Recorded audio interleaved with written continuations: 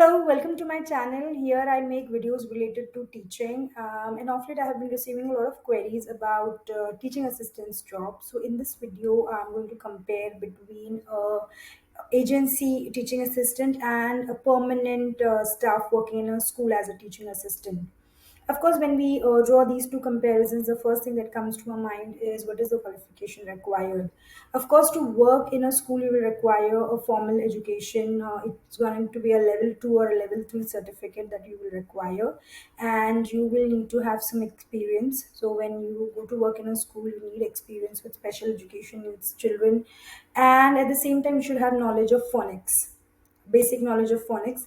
And some of my friends who are working as permanent teaching assistant in schools also had to appear for math exam, because sometimes teaching assistants are required to correct worksheets of students as well. So there is you will require basic phonics and basic math knowledge while working as a teaching assistant in the school. Qualification is flexible when it comes to working as a teaching assistant in agencies, because agencies wouldn't look for a very formal education. You uh, can work with minimum or sometimes even with no experience at all as a teaching assistant. When I was trying, I had the experience of working as a teacher in India. I was asked to work as a volunteer here in the UK for some days, not much, but at least 10 to 12 days for me to qualify as a teaching assistant. So even some agencies can ask for experience, but a formal education will never be asked by any agency. The school will always ask you to have a formal qualification as well as some experience of working with special education students, and you will require to have some knowledge of phonics and math as well.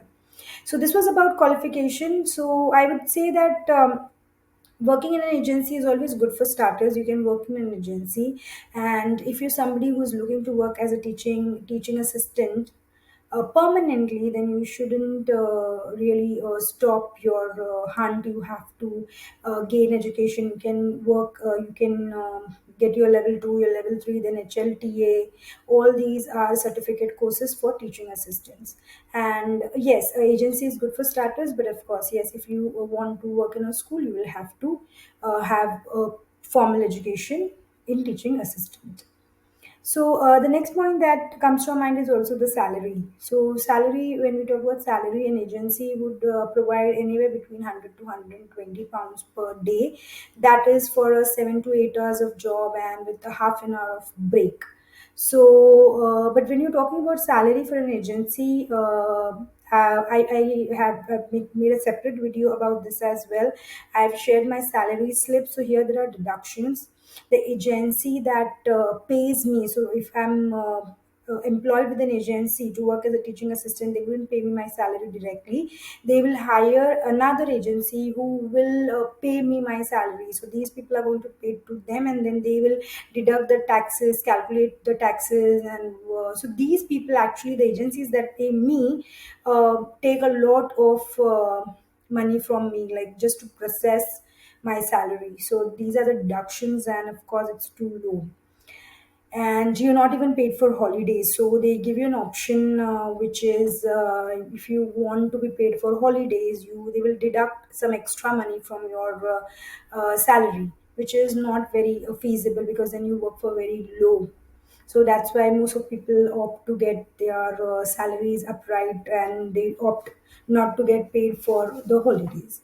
But while you're working as a teaching assistant in a school, of course, the salary would be from 18,000 pounds to 22,000 pounds per year. It can be even more than that. So this is a more kind of, you can say, it's more stable. So it's stable, financial stable. If you're looking for financial stability, then a school job will provide you financial stability. They will even pay you for the holiday depending upon what kind of contract you have with them, whether it's a term time contract only or it's a full time contract. So if you are looking for financial stability, then a school, permanent working as a teaching assistant in a school, will definitely provide you more stability. The third point that comes to our mind is the working hours. Of course, when you're working as a teaching assistant through an agency, it's very, very, very flexible. I work on ad hoc basis. That is, whenever there's a requirement, I go and work. Sorry. And there are also options to work on part-time basis. Like I have had teaching assistant who are working only for 2 days in a week or 3 days in a week, 4 days in a week. So it all depends on how much time you can actually give to the school. So here it is more flexible than a job in a school, because that's going to be mostly it's going to be a fixed duration. You'll have to work for around 8 hours and 5 days in a week. And what I also see is if you're working, like I work on ad hoc basis, so I don't have to attend the meetings and everything that a permanent or teaching assistant has to attend. And you But of course, working as a teaching assistant on a permanent basis, you are entitled to a lot of leaves. You will get sick leave, maternity leave, which is not true in the case of an agency teaching assistant. You are not entitled to any leaves. So if you don't go for work, you don't get paid for it. That's how it is. So again, here working hours, I would say if you're looking for flexibility, you're a student who wants to have a flexible job, then work through agency would be great. And of course, if you're looking to work as a teaching assistant on a long-term basis, because I know of many friends who like worked as teaching assistants all their life, many colleagues in the school who have worked as teaching assistants all their life.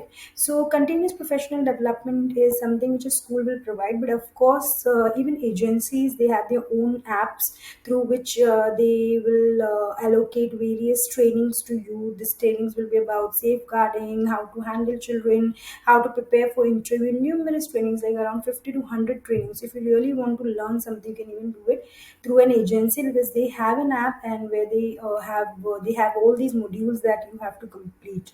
Some of it is compulsory, like safeguarding, and few of it will be compulsory. But there are so many options available, so you can learn through this agency app as well. But in a school, definitely they will provide you in-person training. They Some of the schools have meetings every week for their teaching teachers and teaching assistants.